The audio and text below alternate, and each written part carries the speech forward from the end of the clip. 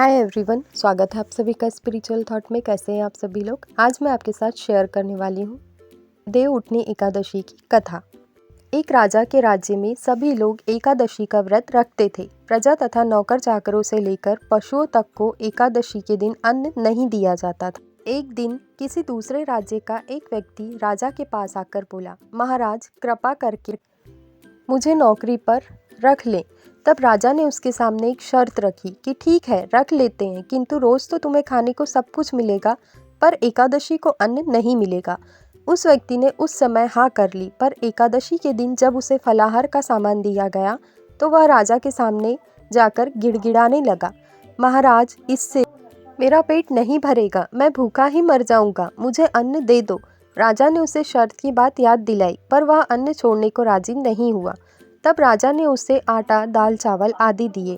वह नित्य की तरह नदी पर पहुंचा और स्नान कर भोजन पकाने लगा। जब भोजन बन गया तो वह भगवान को बुलाने लगा, आओ भगवान, भोजन तैयार है। उसके बुलाने पर भगवान पीताम्बर धारण किए चतुर्भुज रूप में आ पहुँचे तथा प्रेम से उसके साथ भोजन करने लगे।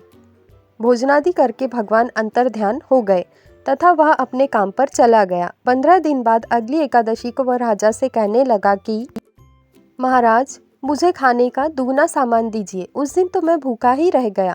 राजा ने कारण पूछा तो उसने बताया कि हमारे साथ भगवान भी खाते हैं, इसलिए हम दोनों के लिए ये सामान पूरा नहीं होता।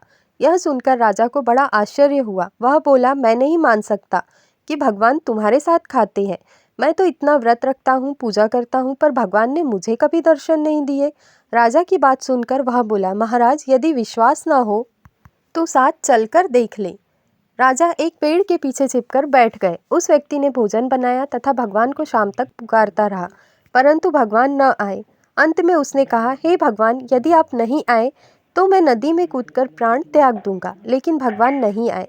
तब वह प्राण त्यागने के लिए उद्देश्य से नदी की तरफ बढ़ प्राण त्यागने का उसका दृढ़ इरादा जानकर शीघ्र ही भगवान ने प्रकट होकर उसे रोक लिया और साथ बैठकर भोजन करने लगे। खा पीकर वे उसे अपने विमान में बिठाकर अपने धाम ले गए।